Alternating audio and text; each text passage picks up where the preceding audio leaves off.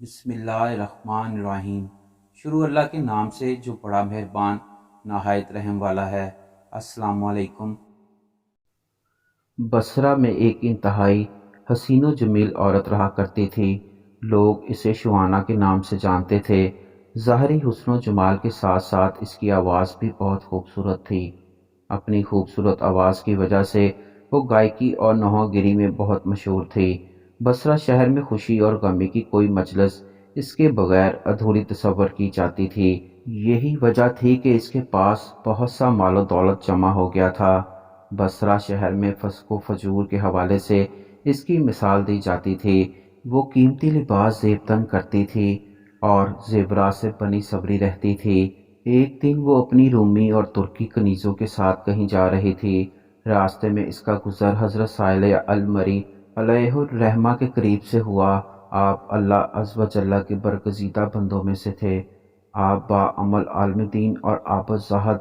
آپ اپنے گھر میں لوگوں کو واعظ ارشاد فرمایا کرتے تھے۔ آپ کے واعظ کی تاثیر سے لوگوں پر رغبت طاری ہو جاتی اور وہ آہ و بکا شروع کر دیتے اور اللہ عز و جل کے خوف سے ان کی آنکھوں سے آنسوؤں کی جھڑیاں لگ جاتی۔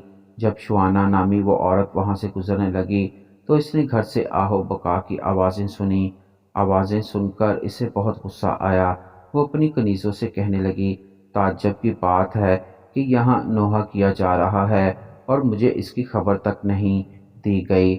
پھر اس نے خادمہ کو گھر کے حالات معلوم کرنے کے لیے اندر بھیج دیا۔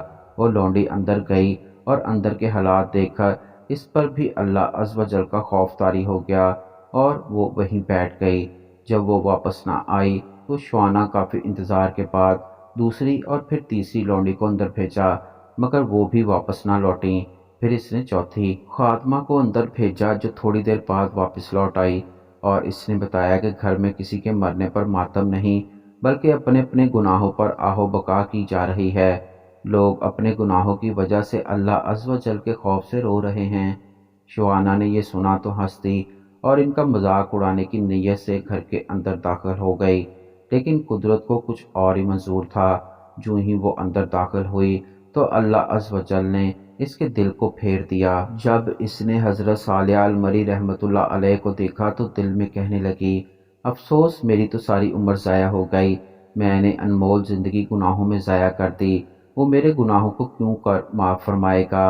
انہی خیالات سے پریشان ہو کر اس نے حضرت صالح المری رحمۃ اللہ علیہ سے پوچھا، اے امام المسلمین، کیا اللہ عز و جل نافرمانوں اور سرکشوں کے گناہ بھی معاف فرما دیتا ہے؟ آپ رحمۃ اللہ علیہ نے فرمایا، ہاں، یہ واعظ، نصیحت اور وعدے وعیدیں سب انہی کے لیے تو ہیں تاکہ وہ سیدھے راستے پر آ جائیں۔ اس پر بھی اس کی تسلی نہ ہوئی تو وہ کہنے لگی، میرے گناہ تو آسمان کے ستاروں اور سمندر کی جھاگ سے بھی زیادہ ہیں۔ آپ نے فرمایا، کوئی بات نہیں، اگر تیرے گناہ شوانا سے بھی زیادہ ہوں گے تو بھی اللہ عز و جل معاف فرما دے گا۔ یہ سن کر وہ چیخ پڑی اور رونا شروع کر دیا اور اتنا روئی کہ اس پر بے ہوشی طاری ہو گئی۔ تھوڑی دیر بعد جب اسے ہوش آیا تو کہنے لگی، حضرت وہ شوانا میں ہی ہوں جس کے گناہوں کی مثالیں دی جاتی ہیں۔